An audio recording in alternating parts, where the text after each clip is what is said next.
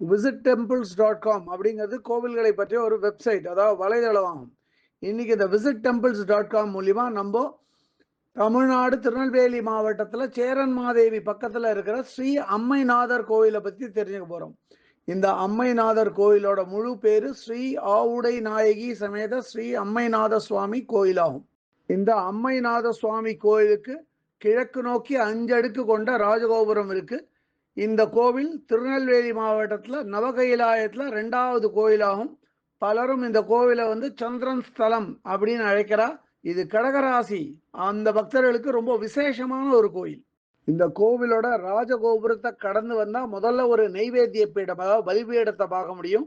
அதுக்கு அடுத்து ஒரு நந்தி வாகனம் மூலஸ்தானத்தை பார்த்த மாதிரி. அதுக்கப்புறம் தான் துவஜஸ்தம்பம் காணப்படுறது. துவஜஸ்தம்பத்தோட கீழ்ப்பகுதியில ஒரு நந்தனார் விக்கிரகத்தை வச்சிருக்கா. மூலஸ்தானத்தை பார்த்தபடி அவர் இருக்கார். மூலஸ்தான மண்டபத்தை நோக்கி நம்ம போனா அங்க ஸ்ரீ யோக நரசிம்மர் மற்றும் ஸ்ரீ சாஸ்தாவோட விக்கிரகங்களை பார்க்க முடியும். இடது பக்கத்துல இருக்கு. எல்லாமே கிழக்கு நோக்கி இருக்கு. மூலஸ்தான மண்டபம் போற வழியிலேயே இடது பக்கத்துல இந்த ஸ்ரீ யோக நரசிம்மர் மற்றும் சாஸ்தா விக்கிரகங்கள் பக்கத்திலேயே ஒரு வர்ண ஓவியமா சிவன், பார்வதி, விநாயகர், முருகன் மற்றும் நந்தி பகவான அப்படியே ஓவியமா வரைஞ்சி வச்சிருக்கா. வலப்பக்கத்துல ஸ்ரீ சுப்பிரமணியர், வள்ளி தேவசேனாவோட வர்ண ஓவியமா காணப்படுறார். அடுத்து பல தூண்களை கொண்ட மூலஸ்தான மண்டபத்துக்குள்ள நம்ம போனா அங்க ஸ்ரீ அதிகார நந்தியோட விக்கிரகம் வடக்கு நோக்கி காணப்படுறார். அதே மாதிரி இங்க மேற்கு நோக்கி, அதாவது மூலஸ்தானத்தை பார்த்த மாதிரி சூரியன் மற்றும் சந்திர பகவானோட விக்கிரகங்களை பார்க்க முடியும். அதே மாதிரி மூலஸ்தானத்தை நோக்கி போனா அங்க ஸ்ரீ கணபதி மற்றும் ஸ்ரீ முருகன் இவாளோட கிழக்கு நோக்கிய விக்கிரகங்களை செவுத்துல வச்ச மாதிரி இருக்கு. பிரமாதமா இருக்கு 2 விக்கிரகங்களுமே பார்க்கறதுக்கு. இங்கேயே 2 துவாரபாலகர் விக்கிரகம் 2 பக்கமும் காவல் நிக்கிற மாதிரி பார்க்க முடியும். அதுல இடது துவாரபாலகர் பக்கத்துல சின்னதா ஸ்ரீ அனுக்கை விநாயகர், ஸ்ரீ அனுக்கை விநாயகரும் கிழக்கு நோக்கி பார்த்த மாதிரி தான் இருக்கார். இங்க மூலஸ்தானத்தை பார்த்த மாதிரி ஒரு சின்ன நந்தி வாகனம், நந்தி பகவானோட வாகனத்தை வச்சிருக்கா. அவர் நேர்கோட்டில இருந்து சற்று விலகி காணப்படுறார். இந்த கோவிலோட மூலஸ்தானத்துல மூலவரான ஸ்ரீ அம்மைநாத சுவாமி அல்லது ஸ்ரீ அம்மைநாதர் கிழக்கு நோக்கி ஸ்வயம்பு சிவலிங்க வடிவமா காணப்படுறார். இவர் இங்கு சந்திரதோஷத்தை நிவர்த்தி செய்யக்கூடிய ஈஸ்வரன் ஆவார்.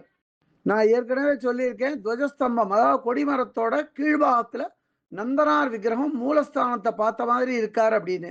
அந்த நந்தனார் மூலவரை பார்க்கறதுக்கு தான் மறைக்க கூடாது அப்படிங்கிறதுக்காக மூலவர் சன்னதி பக்கத்துல இருக்கிற சின்ன நந்தி பகவான் சற்று நேர்கோட்டிலேருந்து விலகி காணப்படுறார்.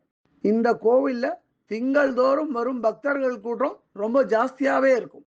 இந்த கோவிலோட மூலவர் கோஷ்டத்துல தெற்கு நோக்கிய தட்சிணாமூர்த்தியோட விக்கிரகமும் தெற்கு நோக்கிய ஸ்ரீ சண்டிகேஸ்வரோட விக்கிரகமும் வச்சிருக்கா. இந்த கோவில்ல அம்பாளோட பேரு ஸ்ரீ ஆவுடை நாயகி. ஆவுடை நாயகி அம்பாளோட சன்னதி பல தூண்களால் ஆன மண்டபத்துல இருக்கு. இந்த அம்பாள் சன்னதி கிழக்கு நோக்கி இருக்கு. அம்பாள் சன்னதி உள்ள அம்பாள் நின்ற கோலத்துல காணப்படுறா கிழக்கு நோக்கி. அம்பாள் சன்னதி வாசல்ல துவாரபாலைகள் விக்கிரகம் எதுவும் இல்லைனாலும் அம்பாள் சன்னதி வாசல்ல இடது பக்கத்துல சின்னதா கணபதி விக்கிரகத்தை வச்சிருக்கா. அம்பாள் இங்க நித்திய கல்யாண கோலத்துல காணப்படுறா. இந்த கோவிலோட உள் பிராகாரத்துல வடக்கு நோக்கி முதல்ல 4வர் விக்கிரகம் இருக்கு. 4வர் அப்பர், சுந்தரர், திருஞான சம்பந்தர் மற்றும் மாணிக்கவாசகர். அதுக்கப்புறம் ஒரு ஜுரதேவர் விக்கிரகம், வீரபத்திர விக்கிரமும் வச்சிருக்கா. அதுக்கடுத்து சப்தமாதாக்களோட விக்கிரகம் மகேஸ்வரி, பிராமி, வைஷ்ணவி, கௌமாரி, வாராகி, இந்திராணி மற்றும் சாமுண்டி.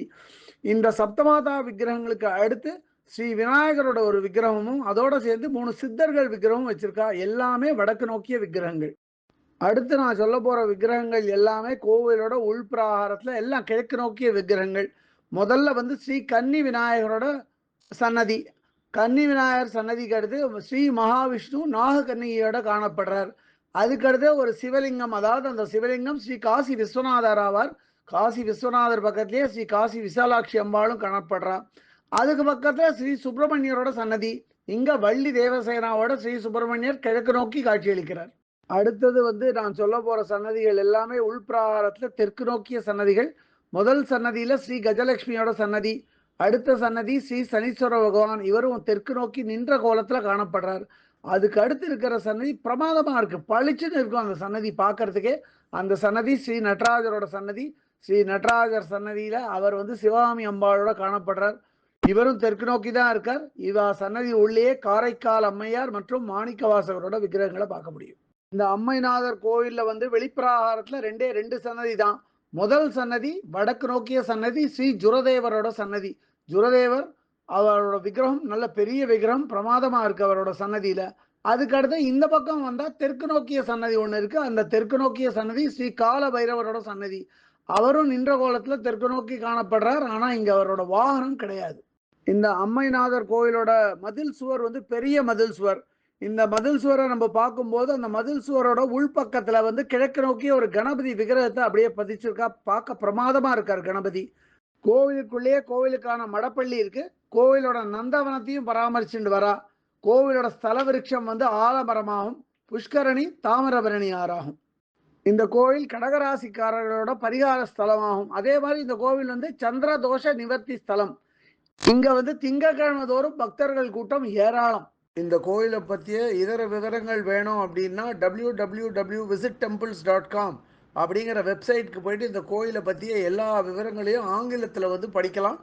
இல்லை பிற பாஷைகளில் வேணும்னா அதிலேயே மொழிபெயர்க்கிற வசதியும் இருக்குது. அப்படியே மொழிபெயர்த்து அவாவா பாஷைக்கு தகுந்த மாதிரி படிச்சுக்கலாம் அதை. இதுவரை இந்த காணொலியை கண்டும் கேட்டும் மகிழ்ந்த பக்தர்களுக்கு visit temples.com சார்பாக ராகவாச்சாரியின் நன்றிகள்.